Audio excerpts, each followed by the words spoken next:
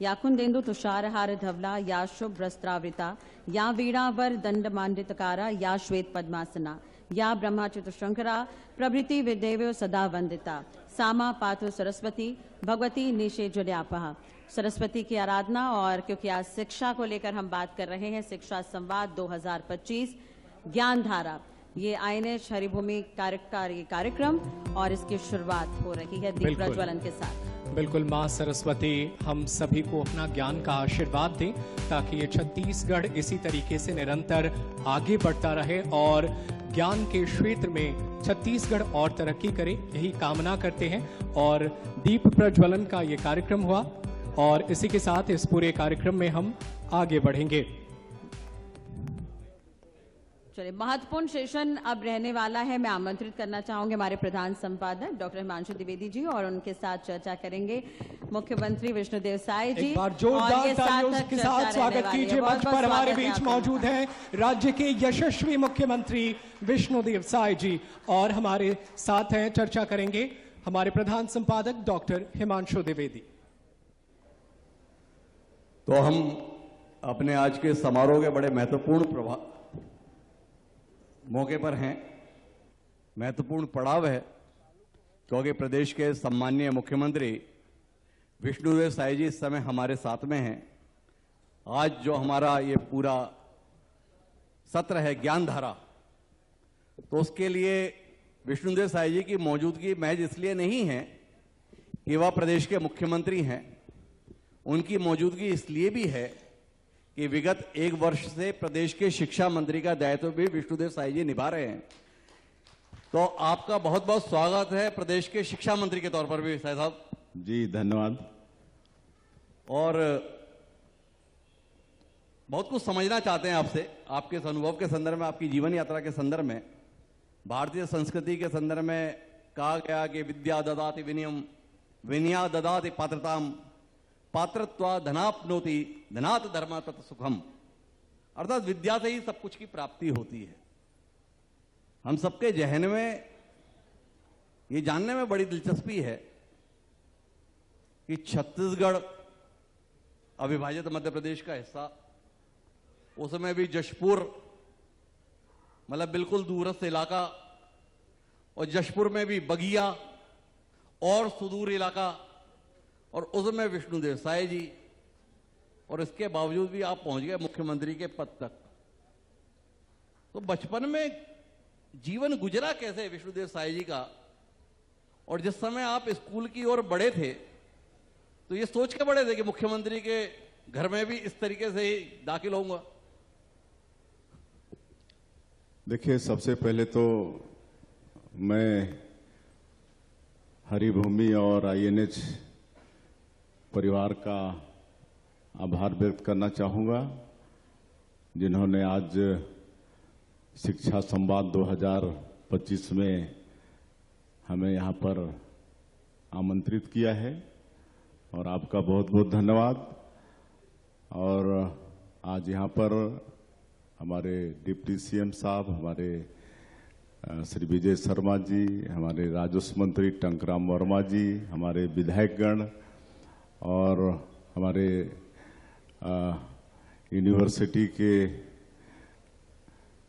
Vice chancellor, शिक्षाविद और दर्शक, और आपके हरिभूमि और INH परिवार के सब यहाँ पर हैं, तो उनका भी मैं अभिनंदन करना चाहूँगा, स्वागत करना चाहूँगा। एक बार जोरदार तालियां मुख्यमंत्री जी की विनम्रता के लिए। और आपको और आपके परिवार को हम धन्यवाद देना चाहेंगे कि शिक्षा संवाद 2025 का आपने आयोजन किया है। काहे कि हम जानते हैं कि किसी भी देश या प्रदेश की प्रगति के लिए मतलब शिक्षा बहुत ही आवश्यक है। वहाँ शिक्षा जितनी अच्छी होगी उतनी वहाँ प्रगति होगा। और आपने हमारी शिक्षा दीक्षा पर प्रश्न किया है, तो हमारा गांव, प्रश्न नहीं है, उत्सुकता है जानने की। तो हमारा गांव बगिया छोटा सा गांव जी, और छत्तीसगढ़ प्रदेश का पूर्वी छोर में अंतिम जिला जसपुर, जसपुर का एक गांव बगिया है और जैसे नाम है बगिया वैसे ही सुंदर है। मैनी नदी के किनारे गांव बसा है और अभी 2500 की आबादी है। तो वहां पर एक किसान परिवार में हमारा जन्म हुआ।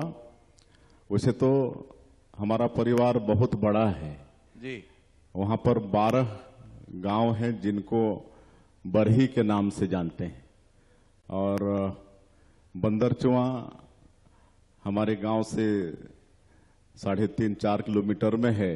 वो हम लोग का मुख्य गांव था और जब बंटवारा हुआ तो हमारे पिताजी को बगिया गांव मिला और चूंकि हमारे पिताजी भाइयों में सबसे छोटे थे तो दादा दादी भी उनके साथ रहते थे, तो उनका भी एक गांव था बगल में ही रजोटी जी। तो वो भी हम लोगों को मिला।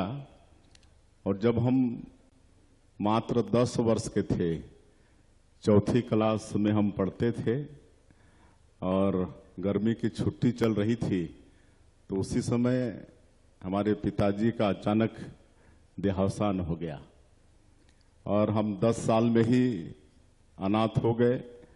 और घर में हमारी दादी माँ रहती थी, हमारी माँ रहती थी और 4 भाइयों में मैं सबसे बड़ा था। छोटा भाई तो इतना छोटा था, मात्र वो 2 महीने का था कि वो पिताजी का चेहरा भी ठीक से वो देख नहीं पाया था। तो एक बड़ी जिम्मेदारी हमारे सामने आ गई। हमारे बड़े पिताजी लोग सब अलग अलग गांव में रहते थे, उनका भी परिवार था, तो बराबर वो आ नहीं पाते थे। तो मुख्य रूप से हमारे ऊपर ही सब जिम्मेदारी आई।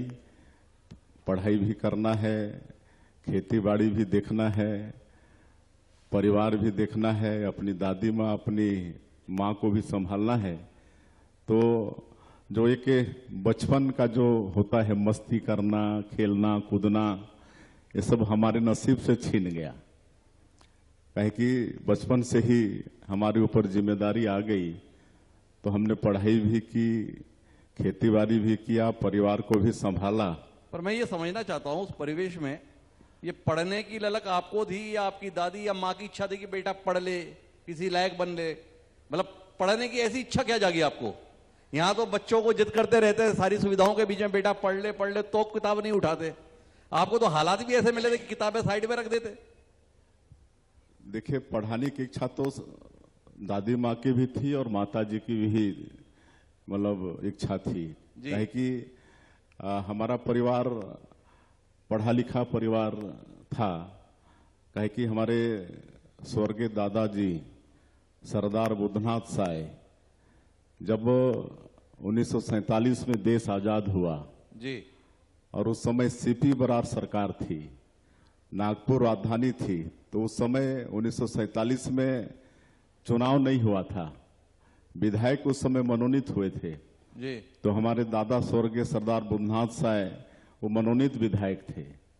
और उसके बाद हमारे एक सगे बड़े पिताजी स्वर्गीय केदारनाथ साई जी, वो भी तपकरा से एक बार विधायक थे। उसके बाद हमारे छोटे दादा के बेटा स्वर्गीय नरहरि प्रसाद साई जी, वो 2-3 बार विधायक थे। 1977 में रायगढ़ से सांसद भी हुए और मोरारजी देसाई की सरकार में वो भी केंद्रीय राज्य मंत्री थे। दूरसंचार और पोस्ट ऑफिस उनके पास था और काफी क्षेत्र में काम हुआ, दूरसंचार के क्षेत्र में पोस्ट ऑफिस वगैरह काफी वो खोले। फिर एक हमारा भाई और विधायक हुआ। तो शुरू से ही हमारा परिवार पढ़ा लिखा था, लेकिन हम उस समय कभी सोचे नहीं थे कि हम आगे चल के कभी विधायक का दायित्व तो संभालना पड़ेगा, सांसद का संभालना पड़ेगा। कभी हम तो सरपंच का नहीं सोचे थे। हम तो यही सोचे थे कि भाई खेती बाड़ी है, अच्छे से खेती बाड़ी करेंगे और अपने जो 3 भाई हैं उनको अच्छे से पढ़ाएंगे लिखाएंगे और हम घर में रह के खेती बाड़ी करेंगे, ये हम सोचते थे। लेकिन जिस साल हम पढ़ाई पूरी किए और घर में बैठे, तो उसी साल गांव में पूरे मध्य प्रदेश में पंचायत का चुनाव चल रहा था जी। तो गांव वालों ने कहा कि अब आपको तो घर बैठना ही है, खेती बाड़ी ही करना है, तो पंच बन जाओ, पंचगिरी करो। तो हम पंच का चुनाव लड़े और उसमें जीते और 5 साल पंच रहे। और पंचायत में चूंकि सबसे यंग और सबसे पढ़े लिखे हम ही थे, तो पूरा पंचायत हम संभाले 5 साल। तो अगला जब चुनाव आया तो 3 गांव, आज भी वो 3 गांव एक साथ है, अलग नहीं होते हैं जी। बगिया पंचायत में ही हैं। तो उन्होंने सब मिलकर कहा कि अब आप सरपंच बन जाओ तो आपको निर्विरोध सरपंच बना देते हैं। तो हमने कहा कि भाई ठीक है, आप लोग हमको सरपंच निर्विरोध बनाएंगे, लेकिन पंचों को भी बनाइए। तो उस समय 13 वार्ड होते थे, तो 12 वार्ड में पंच निर्विरोध हो गए, एक जनरल वार्ड में चुनाव हो गया, लेकिन उसमें भी अपना आदमी जीता जी। और फिर हम निर्विरोध सरपंच हो गए। 6 महीना सरपंची किए तो विधानसभा का चुनाव आ गया। तो हम लोग श्री नंद कुमार साय जी, जो विधायक, सांसद, नेता प्रतिपक्ष छत्तीसगढ़, हिस्ट्री आयोग के राष्ट्रीय चेयरमैन भी हुए, वो दोनों का एक ही विधानसभा था। और उस समय वो सांसद हो गए थे रायगढ़ से, जी। तो वो सीट खाली हो गई थी। तो हमारे नेताओं ने कहा कि बेटा हम स्वर्गीय देवकी महाराज जो मीसाबंदी थे, उन्हें सबसे पहले कहा कि बेटा मानसिकता बना के रखना कि इस बार तुमको हो सकता है कि विधानसभा का चुनाव लड़ना पड़े। तो हम उनको चाचा भी बोलते थे। बोला चाचा अभी हम यंग हैं, अब अभी 6 महीना हुआ है सरपंच बने हैं, तो हम अभी विधायक नहीं बनेंगे। तो बोले जरूरी नहीं है, लेकिन मानसिकता बना के रखना, हो सकता है कि तुमको चुनाव लड़ना पड़ जाए। तो जब 1990 में विधानसभा का चुनाव आया तो उस सीट से एक सज्जन का टिकट पक्का हो गया, लेकिन कार्यकर्ताओं ने सब, स्वर्गीय दिलीप सिंह जुदेव जी वो प्रदेश में उपाध्यक्ष भी थे और सांसद भी थे, तो उनके पास कार्यकर्ता गए, बोले कि इनके लिए तो हम काम नहीं कर पाएंगे। तो वो बोले कि नहीं कर पाओगे इनके लिए काम, तो नाम दो इनके लिए करोगे। तो हमको नहीं पता, तो 4 नाम कार्यकर्ताओं ने दिया, उसमें नीचे में हमारा नाम भी दे दिए। और दिलीप सिंह जुदेव जी सर्वे करवाए होंगे, पूछताछ किए होंगे और हमारा टिकट फाइनल हो गया जी। 1990 में तपकरा विधानसभा क्षेत्र से। और उस समय ऐसा हुआ कि अविभाजित मध्य प्रदेश में 320 विधानसभा सीट होता था जी। तो उसमें तपकरा सीट में कांग्रेस को टेक्निकल फॉल्ट के कारण सिंबल अलॉट नहीं हुआ जी। मतलब कांग्रेस का प्रत्याशी निर्दलीय घोषित हुआ, साइकिल छाप मिला, उनके ऊपर पंजा लगा के चुनाव प्रचार किए, 4000 वोट पाए, जमानत जब्त हुआ कांग्रेस का। तो एक तरह से हम विधानसभा का चुनाव भी निर्विरोध जैसे जीते। और उस क्षेत्र को पहले हमारे नंद कुमार साई भी 2500 से जीते थे, हम पहली बार उस क्षेत्र को 15000 से जीते। तो फिर पहली बार 90 में विधायक बन गए, फिर 93 में दूसरी बार बन गए। 1999 में जब लोकसभा का चुनाव आया तो हमको रायगढ़ लोकसभा क्षेत्र से मतलब प्रत्याशी बनाया गया और वो चुनाव भी सांसद का भारतीय जनता पार्टी ने, वहाँ क्षेत्र की जनता ने हमको जिताया। और तब से लगातार 1999 से लेकर वर्ष 2019 तक 4 बार रायगढ़ संसदीय क्षेत्र की जनता ने सांसद बनाया। और इसी बीच में भारतीय जनता पार्टी ने 2006 में प्रदेश अध्यक्ष का भी दायित्व दिया। उसके बाद बीच में 2 बार और जब 2014 में रायगढ़ संसदीय क्षेत्र की जनता ने सर्वाधिक मतों से 2,17,000 मतों से हमें जिताकर देश के पार्लियामेंट में भेजा था। और उस समय हम लोग मोदी जी का शपथ देखने दिल्ली गए हुए थे जी कि बड़ा सौभाग्य है कि नरेंद्र मोदी जी प्रधानमंत्री बन रहे हैं, तो शपथ ग्रहण में शामिल होना चाहिए। और 26 मई 2014 जी को सवेरे 8 बजे हम अपने फ्लैट में थे, वहां पर 70 नॉर्थ एवेन्यू में, तो आदरणीय मोदी जी के यहाँ से फोन आया। हमको पूछा गया कि विष्णुदेव साहब बोल रहे हैं? मैं बोला हाँ हम बोल रहे हैं। तो मोदी जी बात करना चाहते हैं। तो फिर मोदी जी को पकड़ा दिए। फिर मोदी जी बोले विष्णुदेव जी। हाँ, हमने कहा प्रणाम सर। तो अभी 9 बजे गुजरात भवन आना है, चाय में आना है, इतना बोल के फोन रख दिए। तो कुछ तो समझ में आ गया कि क्यों बुला रहे हैं। फिर हम सब लोग 9 बजे गुजरात भवन गए, तो सबको पता चला कि सब मंत्रिमंडल, तो उस समय चाय पीते पीते आदरणीय मोदी जी ने कहा कि आप सब लोगों को 6 बजे राष्ट्रपति भवन आना है और मंत्रिपरिषद का शपथ लेना है। तो इस तरह से वर्ष 2014 से लेकर 19 तक केंद्र में राज्य मंत्री के रूप में भी काम किया। तो कभी हमने पहले ही कहा कि सरपंच का नहीं सोचे थे, लेकिन इतना जरूर कि जो भी दायित्व पार्टी ने दिया, हमसे जितना बन पड़ा पूरी निष्ठा और ईमानदारी के साथ उसको निभाने का प्रयास किया। आपने पूरी कहानी हमें बता दी, पर आपसे एक बात समझनी है। जिंदगी में आपकी सफलताएं चौंकाती हैं, अचंभा देती हैं। इसमें केवल भाग्य को देखते हैं या शिक्षा पढ़ाई को भी आपने किसी स्तर पर पाया कि अगर मैंने 4th क्लास में रहते हुए पिताजी के देहांत के बाद पढ़ाई छोड़ दी होती तो शायद आज मैं यहां नहीं होता। पढ़ाई के संदर्भ में क्या अनुभव गया आपका? शिक्षा के संदर्भ में क्या अनुभव आया?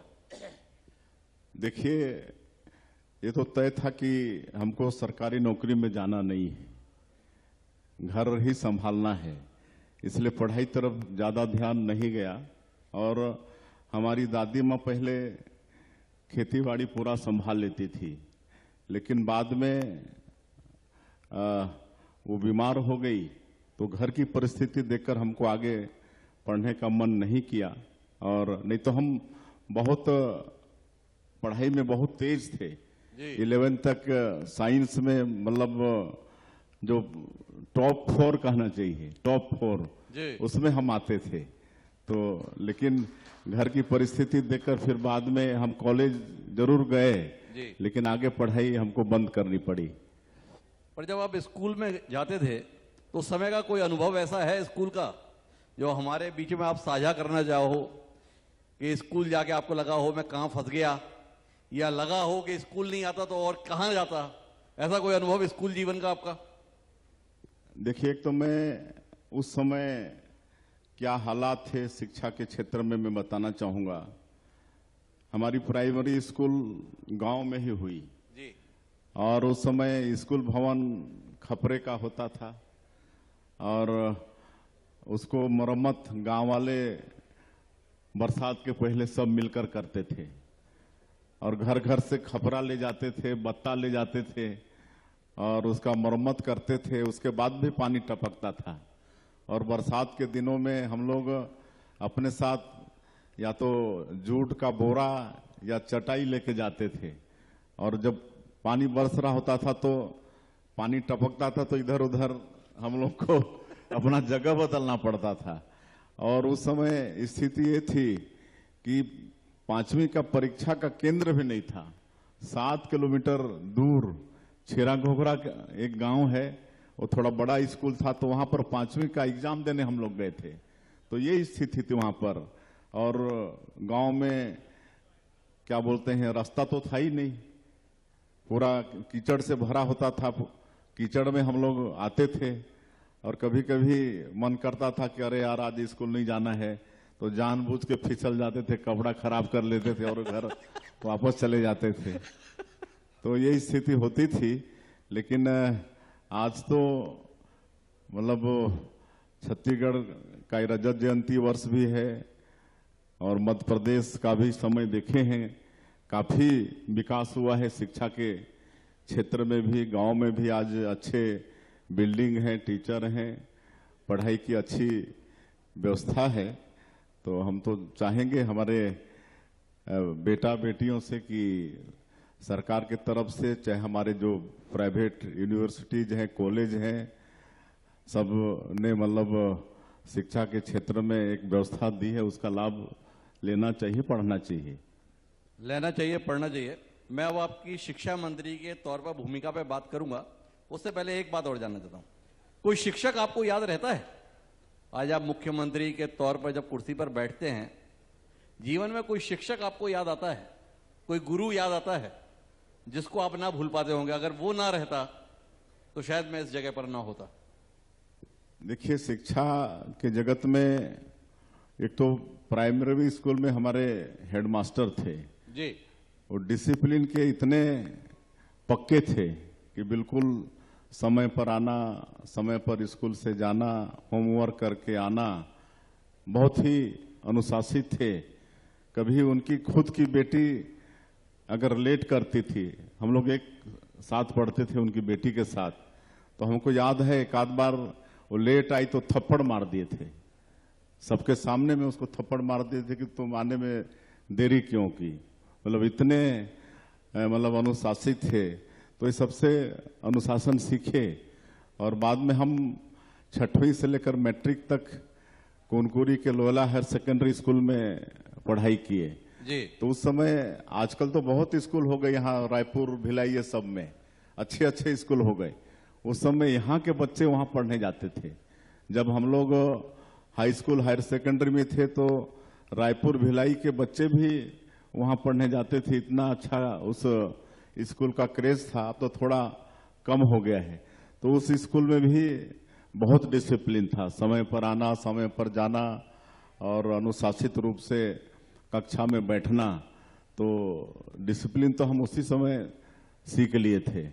और हमारा एक भी सौभाग्य था कि हम जब 6वीं में गए तो हर साल हमको मॉनिटर बना देते थे। अच्छा, मतलब कक्षा नायक बना देते थे। तो इस तरह से मतलब एक लीडरशिप करने का मतलब वो अवसर स्टूडेंट लाइफ से ही अपने को मिला। तो कुल मिला के मॉनिटर तो विष्णुदेव साय जी बचपन से रहे हैं। विजय जी, जानकारी है। तो बहरहाल अब अपन वर्तमान दौर पर आते हैं। आपको प्रचंड बहुमत से पार्टी की जीत के बाद मुख्यमंत्री पद का दायित्व मिला, पर 6 महीने बाद ही लोकसभा में भी आपने कमाल कर लिया।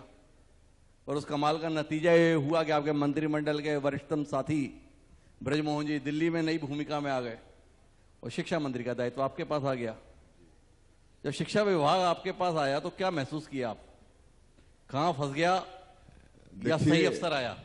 नहीं, देखिए, वैसे तो शिक्षा विभाग बहुत महत्वपूर्ण विभाग है। और जब ब्रजमोहन जी सांसद बन के दिल्ली चले गए तो स्वाभाविक रूप से मुख्यमंत्री के नाते वो विभाग हमारे पास आया। और सबसे पहले हमने विभाग की समीक्षा बैठक की जी। और लंबी समीक्षा बैठक की, करीब 3-4 घंटे बैठक किया। तो पूरा पता चला कि शिक्षा विभाग में क्या है।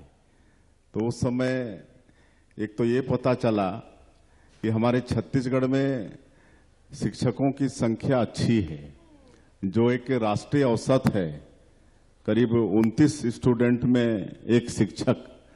लेकिन हमारे छत्तीसगढ़ में 21 स्टूडेंट में एक शिक्षक हैं। तो राष्ट्रीय औसत से भी हमारे छत्तीसगढ़ में शिक्षकों की संख्या अच्छी है। लेकिन हमको पता चला कि छत्तीसगढ़ के अंदर में करीब 300 प्राथमिक शाला ऐसा है जो शिक्षक विहीन है और 5000 से ज्यादा शिक्षक मतलब शिक्षा स्कूल ऐसा है जहां पर एक शिक्षक हैं। और ऐसा भी पता चला कि कहीं पर स्टूडेंट से ज्यादा शिक्षक हैं जी। स्टूडेंट से ज्यादा शिक्षक हैं और कहीं तो एक भी स्टूडेंट नहीं है लेकिन वहां पर शिक्षक हैं। तो मैंने भाई इसका क्या सॉल्यूशन है? तो एक युक्ति उत्करण होता है जी। तो हमने युक्ति उत्करण करने का विचार किया लेकिन उस समय काफी विरोध हुआ उसका, कहे कि जो शहरी क्षेत्र में शिक्षक ट्रांसफर करा के आ गए थे वो फिर से ग्रामीण क्षेत्रों में या दूर जाना नहीं चाहते थे, तो उन्होंने युक्तियुक्तकरण का विरोध किया। और एक बार तो हम नए नए थे तो विरोध देकर हम पोस्टपोन कर दिए, लेकिन बाद में हमको लगा कि इसको तो करना ही पड़ेगा, कहे कि इसको नहीं करेंगे तो हम बेहतर शिक्षा नहीं दे पाएंगे, शिक्षक भी नहीं दे पाएंगे। फिर साहस करके फिर युक्तियुक्तकरण किए, और आज जब युक्तियुक्तकरण हो गया तो आज छत्तीसगढ़ का एक भी स्कूल ऐसा नहीं है जो शिक्षक विहीन है। आज सभी स्कूलों में शिक्षक पहुंच गए हैं, इतना तक कि नारायणपुर जैसे जहां स्कूल में ताला लग गए थे वहां भी आज शिक्षक पहुंच गए हैं और वहां भी बच्चे स्कूल आ रहे हैं। तो युक्तियुक्तकरण करने का ये लाभ हुआ। हालांकि आज भी जितनी संख्या में टीचर्स होने चाहिए वो नहीं है, और हम लोग 5,000 अभी जितना जल्दी हो सकेगा शिक्षकों की भर्ती भी करने वाले हैं। जैसे ही हमको बीच से अनुमति मिलेगी हम उसका वैकेंसी निकालेंगे और भर्ती करेंगे। लेकिन छत्तीसगढ़ में राष्ट्रीय औसत से अच्छी स्थिति है यहाँ पर, मतलब बच्चों और शिक्षकों का जो अनुपात है राष्ट्रीय औसत से हम अच्छे हैं। तो ये करके आज जब बहुत लोगों का फोन आता है कि शिक्षा मंत्री के नाते आपने बहुत ये साहस किया, तो बड़ी खुशी होती है। और जब आपके हरिभूमि वगैरह में भी, चाहे कभी आपके आईएनए चैनल सब में भी देखते हैं कि भाई वो कर्रे गुटा का स्कूल भी जहां ताला लगा था लेकिन वहां भी स्कूल आज खुल रहा है, शिक्षक पहुंच गए हैं, बच्चे पढ़ने आ रहे हैं, तो बड़ी खुशी होती है। तो शिक्षा मंत्री के नाते इरक भट्टी जी, वो ताला बंद था वहां पर, आज युक्तियुक्तकरण के बाद में वो ताला खुला है और वहां पर स्कूल लग रहा है। तो युक्तियुक्तकरण करने का ये फायदा हुआ है। देखो, मुख्यमंत्री जी का और उनकी सरकार का इस बात के लिए तो तालियों से स्वागत होना चाहिए कि युक्तियुक्तकरण के कारण प्रदेश का कोई भी स्कूल अब शिक्षक विहीन नहीं है सरकारी। पर मुझे लगता है इससे ज्यादा जोरदार तालियां इस बात के लिए होनी चाहिए कि एक शख्स मुख्यमंत्री की कुर्सी पर बैठकर भी इतना दिल खोलकर बात कर रहा है कि मैंने पहले युक्तियुक्तकरण करना चाहा, विरोध हुआ तो पोस्टपोन कर दिया, पर फिर लगा कि नहीं, शिक्षा के लिए तो ये करना ही पड़ेगा, बच्चों के लिए करना ही पड़ेगा, तो फिर मैंने किया। इस स्वीकारोक्ति के लिए एक बार जोरदार तालियां विष्णु देसाई जी के लिए। धन्यवाद। तो कुल मिलाकर आपने शिक्षक तो दे दिए, नई भर्ती भी आप कर रहे हैं, पर आप समझ क्या पाए स्कूल शिक्षा विभाग के संदर्भ में? क्या छत्तीसगढ़ की जरूरतें आपको लग रही हैं आने वाले समय के लिए? नई शिक्षा नीति मोदी सरकार ने दी, आपने पिछले साल उसको क्रियान्वित करना भी शुरू कर दिया। आगे क्या देख रहे हैं आप छत्तीसगढ़ को? क्या जरूरतें हैं छत्तीसगढ़ की? देखिए, हमारे देश के यशस्वी प्रधानमंत्री श्री नरेंद्र मोदी जी ने नई शिक्षा नीति 2020 इस देश में लागू की है, और हम लोग को सरकार में रहते अभी 1.5 साल हो रहे हैं। तो हम लोग सरकार में आते के साथ नई शिक्षा नीति यहाँ पर लागू किए, और आज नई शिक्षा नीति के तहत निचले स्तर में भी और महाविद्यालय स्तर में भी बहुत अच्छे यहाँ पर काम हो रहे हैं। हम लोग निचले स्तर में 18 बोली में किताबें छपवाकर बच्चों की पढ़ाई करा रहे हैं। गोड़ी में, हलवा में, सादरी में, कुड़ुख में, ऐसे 18 बोली में किताब छपवाकर पढ़ाई करवा रहे हैं। और एक पीएम श्री स्कूल भारत सरकार आदरणीय नरेंद्र मोदी जी की योजना है, उसके तहत भी करीब 350 स्कूल हमारे शामिल हुए हैं, तो उसका भी लाभ मिल रहा है।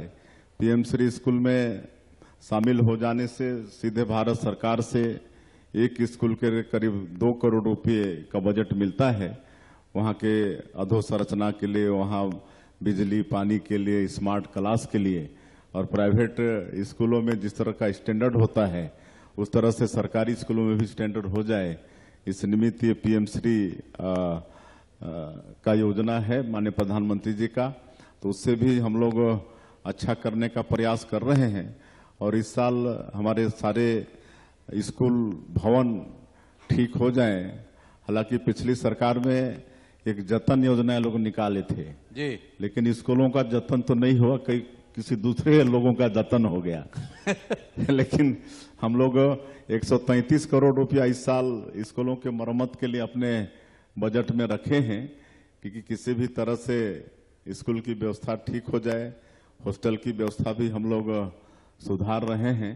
तो हर तरह से वैसे मैं बीच में पूछना चाहता हूं जी, आपने बताया कि कुछ और लोगों का जतन हो गया, तो उनको खोजने का जतन आप कर रहे हैं कि नहीं कर रहे हैं?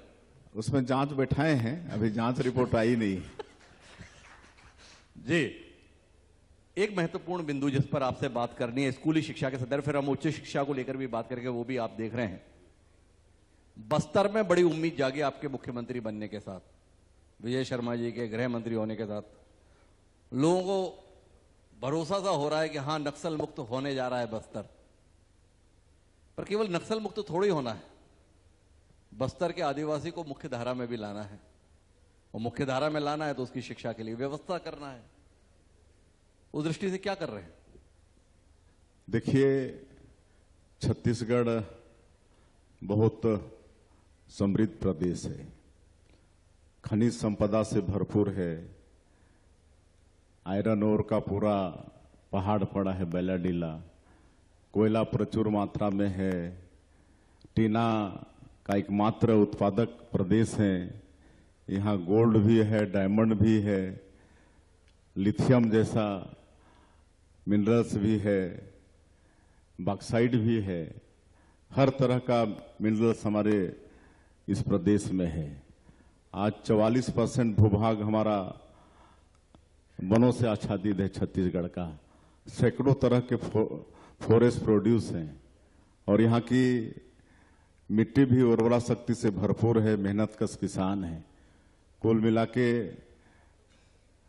बहुत बड़ा आशीर्वाद छत्तीसगढ़ को मिला हुआ है।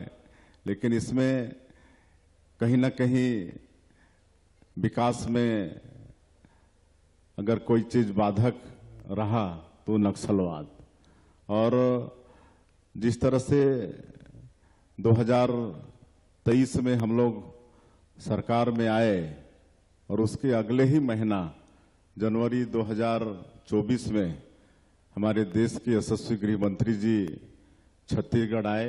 हम सब लोगों का बैठक लिए, हमारे पुलिस डिपार्टमेंट के और सेना के सभी अफसरों का बैठक लिए। तो समीक्षा में मुझे पता चला कि देश में जो नक्सलवाद है उसका 77% मतलब हिस्सा छत्तीसगढ़ में है, और मात्र 23% हिस्सा पड़ोस के राज्यों में है। उड़ीसा में है, तेलंगाना में है, आंध्रा में है, महाराष्ट्र में है, मध्य प्रदेश में है। तो इससे स्पष्ट प्रमाणित हुआ कि पिछले समय में छत्तीसगढ़ में नक्सलवाद के खिलाफ में ठीक से काम नहीं हुआ। हमारे देश के यशस्वी प्रधानमंत्री जी पहले भी चाहते थे, और जिस तरह से अन्य प्रदेशों में लड़ाई लड़के नक्सलवाद को कम किया गया, तो अगर पिछले 5 सालों में यहाँ भी नक्सलवाद के साथ मजबूती से लड़ी जाती तो शायद 77% नक्सलवाद यहाँ बचता नहीं। लेकिन उसके बाद लगातार उनका यहाँ पर आगमन हुआ। 1.5 वर्षों में आधा दर्जन से ज्यादा बार वो आए। स्वयं सरकार का और हमारे जवानों का हौसला अफजाई किए, उनके साथ बैठना, बातचीत करना, उनके साथ भोजन करना, लगातार सुरक्षा कैंपों का खुलना। और फिर हम लोगों ने उस समय आह्वान किया कि भाई आप लोग हिंसा छोड़िए, गोलीबारी की भाषा छोड़िए और विकास की मुख्यधारा से जुड़िए। हम लोग आप लोगों के साथ अच्छा न्याय करेंगे, अच्छी पुनर्वास नीति देंगे। और हमारे गृह मंत्री जी यहाँ पर बैठे हैं, विजय शर्मा जी, जो बहुत ही ध्यान दिए हुए हैं। कई प्रदेशों का, आसाम जैसे प्रदेशों का आपने भ्रमण किया कि वहाँ पर कैसे पुनर्वास नीति है, और वो सबका अध्ययन करके अच्छी पुनर्वास नीति भी यहाँ पर दिए और उसका परिणाम भी निकला कि आज 1,500 से ज़्यादा नक्सली आत्मसमर्पण भी किए हैं और उनके साथ सरकार अच्छा बर्ताव कर रही है। तो ये सब हुआ, लेकिन जो लोग हम लोग के आह्वान नहीं माने और गोलीबारी की भाषा नहीं छोड़े तो उनके साथ हमारे जवान लगातार ऑपरेशन भी कर रहे हैं और लगातार ऑपरेशन में जवानों को सफलता भी मिल रही है। आज लगातार सुरक्षा कैंप खुल रहे हैं। तो पहले तो एक सुरक्षा कैंप के 5 किलोमीटर रेडियस में सारे विकास के काम होते थे, लेकिन अब हमारे यूएचएम साहब ने उसको दायरा बढ़ा दिया है, 10 किलोमीटर कर दिया है। अब एक सुरक्षा कैंप खोलेगा तो 10 किलोमीटर रेडियस में ये सारे विकास के काम पहुंचेंगे। और एक नियत नेलानार योजना भी हम लोगों ने यहाँ शुरू किया है। नियत नेलानार एक गोंडी भाषा में है और इसका हिंदी अनुवाद है आपका सुंदर गांव। और इसके माध्यम से जैसे जैसे सुरक्षा कैंप खुल रहे हैं, आज हमको लगता है कि करीब 50 के आसपास सुरक्षा कैंप खुले होंगे और करीब 300 से ऊपर गांव आज आबाद हो चुके हैं। तो ऐसे गांव में नियत नेलानार योजना के माध्यम से हम लोग वहां पर सरकार की सुविधा को पहुंचा पाने में सफल हो रहे हैं। वहां पर सड़कें बन रही हैं, घरों में बिजली पहुंचा रहे हैं, घरों में नल द्वारा पानी पहुंचा रहे हैं, बंद पड़े स्कूलों को खोल रहे हैं, अस्पताल खोल रहे हैं, वहां राशन कार्ड बन रहा है, राशन पहुंच रहा है, आयुष्मान कार्ड वहां पर बन रहा है। और हम लोग जानते हैं कि नक्सलवाद तो समाप्त होगा ही, लेकिन वहां पर हम लोग को विकास भी पहुंचाना है। इसलिए नियत नेलानार योजना के माध्यम से विकास भी पहुंचा रहे हैं और आगे भी वहां के लोगों को विकास से जोड़ना है। इसलिए तो बस्तर में पर्यटन की अपार संभावनाएं हैं। वहां पर आपका चित्रकूट का वाटरफॉल है, कुटुमसर का गुफा है, तीरथगढ़ का वाटरफॉल है, वहां पर अबूझमाड़ जैसे 5000 वर्ग किलोमीटर में फैला हुआ डेंस फॉरेस्ट है। तो अपार संभावनाएं हैं। और ये भी सौभाग्य का विषय है कि हमारा बस्तर का एक गांव धुड़मारास, जो विश्व पर्यटन संस्थान है, उसने धुड़मारास का चयन किया है। कई देशों में एक गांव का, करीब 20 से ऊपर देशों में एक गांव का चयन, छत्तीसगढ़ का धुड़मारास का चयन, ये भी हमारे लिए बड़ा गौरव का विषय है। और होम स्टे होता है उस क्षेत्र में। होम स्टे मतलब वहाँ के जो स्थानीय लोग हैं, वहाँ पर फॉरेनर आते हैं और उनकी संस्कृति से वो लोग परिचित होना चाहते हैं, तो उन्हीं के घरों में रहना पसंद करते हैं, उनके साथ भोजन करना पसंद करते हैं, उनके साथ काम करना पसंद करते हैं, 3-3, 4-4 महीने रह जाते हैं। तो ऐसे घर परिवार को आर्थिक रूप से बड़ा लाभ होता है। तो हम लोग ये पर्यटन को नई उद्योग नीति जो हम लोग लागू किए हैं 2024-30, उसमें ये पर्यटन को उद्योग का दर्जा दिए हैं और ये होम स्टे को भी विशेष बढ़ावा दे रहे हैं। 5-5 रूम उनका बन जाए, इसलिए 5 लाख तक का सहयोग हमारी सरकार उनको कर रही है, ताकि अच्छा से मकान बना लें तो और भी फॉरेनर वहां पर आए और उनके घरों में स्टे करें। तो ये सब चल रहा है। और उस क्षेत्र में जैसे मैंने पहले ही कहा कि वहाँ की मिट्टी उर्वरा शक्ति से भरपूर है। तो जब हम वहाँ खेतों में पानी नहीं देंगे तो खेती आगे कैसे बढ़ेगी। तो अभी हम जो बोध घाट परियोजना है और इंद्रावती से महानदी को जोड़ने का रिवर इंटरलिंकिंग का योजना है, तो ये सब अभी हम 3 दिन दिल्ली में थे। तो जो जल शक्ति मंत्री हैं आदरणीय CR पाटिल, उनसे भी हमने मुलाकात की है और उन्होंने आश्वस्त किया है कि इसको हम राष्ट्रीय योजना मानकर इसकी स्वीकृति दे देंगे। तो हम बहुत जल्दी उसका DPR वगैरह बनवा के पूरा प्रेजेंटेशन उनके सामने ले जाने वाले हैं। माननीय प्रधानमंत्री जी, माननीय गृह मंत्री जी से भी मेरी चर्चा हुई है और इस दोनों परियोजना के पूरा होने से करीब 7 लाख हेक्टेयर में बस्तर क्षेत्र में सिंचाई होगी और 200 मेगावाट बिजली भी पैदा होगा। 200 मेगावाट बिजली भी पैदा होगा और 7 लाख हेक्टेयर में सिंचाई भी होगी। और उस क्षेत्र में हम लोग ऑर्गेनिक खेती को भी आगे बढ़ा रहे हैं। हमारा दंतेवाड़ा जिला आज ऑर्गेनिक खेती में बहुत आगे है, तो उनके लिए भी हमारी सरकार NCOL एक कंपनी है उसके साथ MOU किया है और हम उस क्षेत्र में ऑर्गेनिक खेती को बढ़ावा देना चाहते हैं।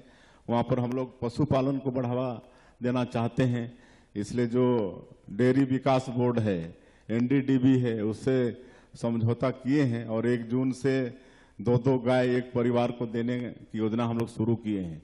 देसी नस्ल की गाय आपका गिर और साहिवाल, और इसका पूरा देखरेख हमारे NDDB के लोग करेंगे, कैसे उनको पालना, कैसे उनको दाना पानी खिलाना, दूध का संकलन करना, अगर गाय बीमार हो गई तो उनका इलाज करना, ये तमाम काम हमारे NDDB के लोग करेंगे। तो हम लोग पशुपालन के क्षेत्र में भी उस क्षेत्र के लोगों को जोड़ना चाहते हैं। और आप देखेंगे तो इस साल के बजट में 25-26 के बजट में मत्स्य पालन, आपका कुक्कुट पालन, बकरा पालन, सुअर पालन, ये सब में काफी बजट बढ़ाए हैं ताकि इस क्षेत्र के लोगों को इससे जोड़ें और उनको आर्थिक दृष्टि से उनको सशक्त करें। तो ये सारी योजना बस्तर के लिए हम लोग सोच रहे हैं। मैं चाहूंगा एक बार जोरदार तालियां बस्तर को लेके पूरा रोड मैप मुख्यमंत्री जी ने धारा प्रवाह दिया है कि कितने करीब है, यह हमें सीधे दिखाई देता है। और मुख्यमंत्री जी, मैं बात तो शिक्षा पे कर रहा था, उच्च शिक्षा पे मुझे बात करनी थी, पर आपने क्या है अपनी दिल्ली यात्रा का जिक्र कर दिया। पर सवाल हमारे लिए उत्सुकता का विषय है।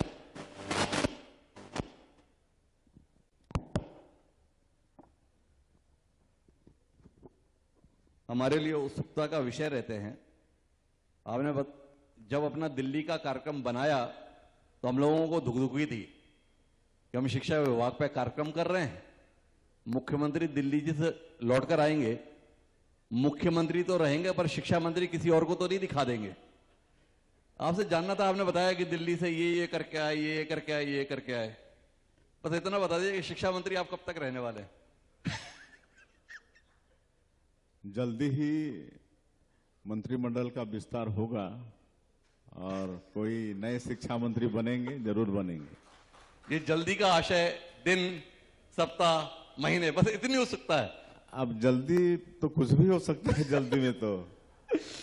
चलिए हम बात को आगे बढ़ाते हैं और उच्च शिक्षा के क्षेत्र में आपने स्कूल शिक्षा में जो कुछ भी काम हुए उनके संदर्भ में बताया, पर उच्च शिक्षा को लेकर आपको छत्तीसगढ़ की स्थिति कितनी संतोष या असंतोष देती है?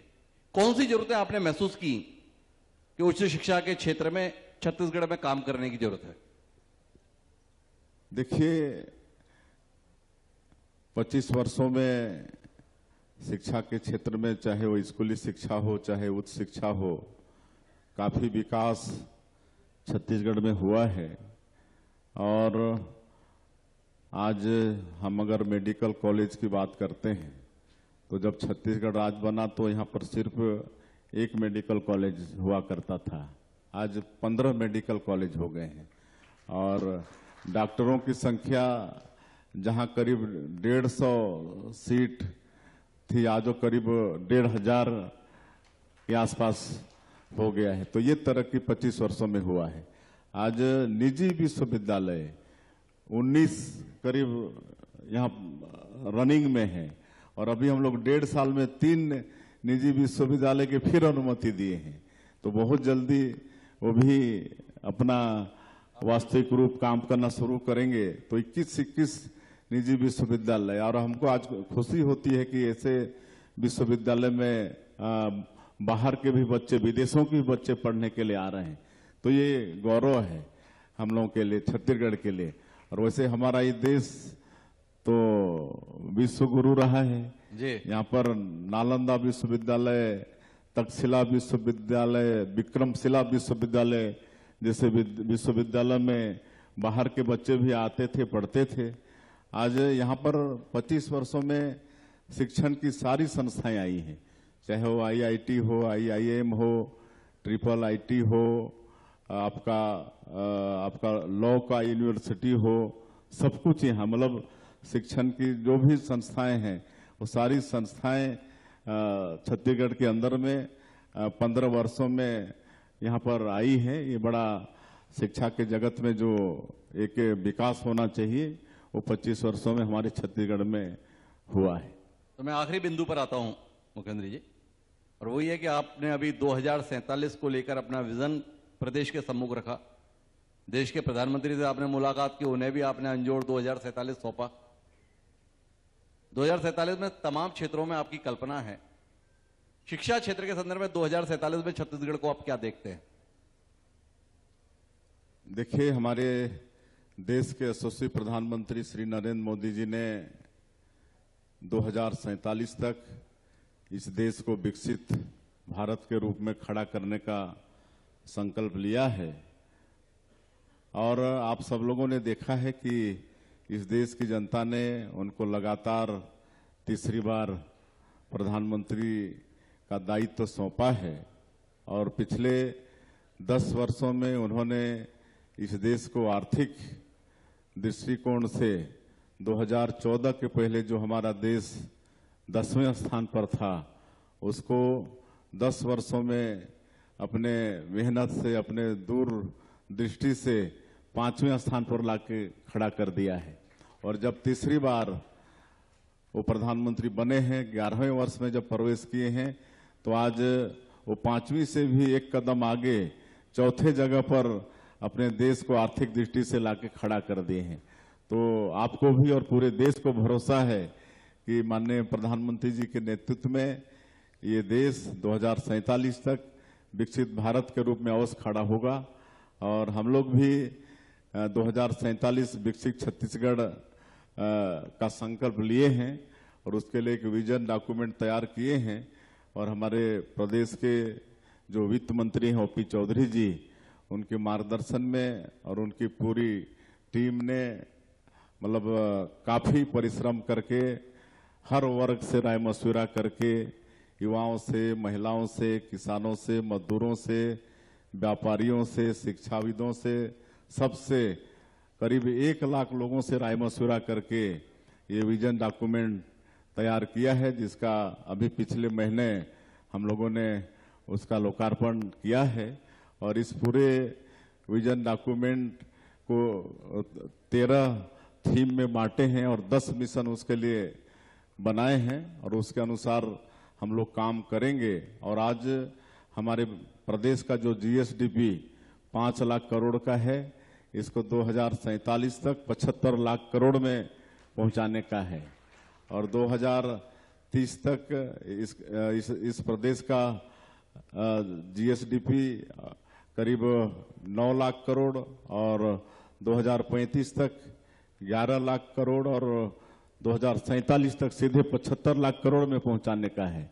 और उस दिशा में पूरी रूपरेखा हम लोग की तैयार है और उस अनुरूप हम शिक्षा के क्षेत्र में भी आगे बढ़ने वाले हैं। जिस तरह से प्राइवेट स्कूल में स्टैंडर्ड है, उस तरह से सारे सरकारी स्कूलों को भी वो स्टैंडर्ड हम लोग देना चाहते हैं, ताकि प्राथमिक स्तर में ही अच्छा शिक्षा की नींव पड़े। ये सब पर पूरा सरकार का फोकस है और उस दिशा में काम करेंगे। आपने बड़ी महत्वपूर्ण टिप्पणी की, जो प्राइवेट स्कूलों का स्टैंडर्ड है वो हम सरकारी स्कूलों को भी देना चाहते हैं। ये प्राइवेट यूनिवर्सिटी के स्टैंडर्ड को लेकर आपकी टिप्पणी? जी, प्राइवेट यूनिवर्सिटी के स्टैंडर्ड को लेकर आपकी टिप्पणी? आप प्राइवेट यूनिवर्सिटी का स्टैंडर्ड गवर्नमेंट यूनिवर्सिटी को देना चाहते हैं या गवर्नमेंट यूनिवर्सिटी का स्टैंडर्ड प्राइवेट यूनिवर्सिटी को देना चाहते हैं? देखिए, इस बात से तो मतलब निसंकोच हम उसको स्वीकार भी करना चाहेंगे। भले हम लोग मुख्यमंत्री हैं, सरकार में हैं, लेकिन आज जो प्राइवेट सेक्टर के हमारे लोग जो किसी भी क्षेत्र में, हम शिक्षा क्षेत्र की बात नहीं करते हैं, और भी क्षेत्र में जो उनका स्टैंडर्ड होता है, उससे कहीं ना कहीं मतलब सरकार थोड़ी पीछे तो रहती है। लेकिन हम लोगों का पूरा प्रयास होगा कि हम लोग मतलब उनके समकक्ष आए। तो कुल मिलाकर शिक्षा के स्तर को ऊपर उठाना, 2047 में अगर भारत विकसित राष्ट्र की श्रेणी में आए तो छत्तीसगढ़ भी विकसित राज्य के तौर पर पहचाना जाए। इस विजन के साथ विष्णुदेव साई जी और उनके साथी काम कर रहे हैं। चाहूंगा एक बार जोरदार तालियां विष्णुदेव साई जी के संवाद के लिए, और अपनी बाकी टीम से आग्रह करूंगा कि वो आगे का काम करें। मुख्यमंत्री जी, आपका बहुत बहुत धन्यवाद इस सेशन का हिस्सा बनने के लिए। देखिए, हमारे कार्यक्रम का दूसरा खंड अभी बाकी है। कुछ शिक्षक जो आपके सपने को साकार करने के लिए क्षेत्र में निरंतर काम कर रहे हैं, और खासतौर पर स्कूली शिक्षा के क्षेत्र में, उनका सम्मान आपके हाथों और आपके साथियों के हाथों कराना हमने निर्धारित किया था। तो आपसे आग्रह करेंगे कुछ समय हमें और दीजिएगा। लेकिन आपका बहुत बहुत आभार खुलकर बात करने के लिए। जी, आपका भी बहुत बहुत धन्यवाद आज के इस शिक्षा संवाद में बुलाने के लिए।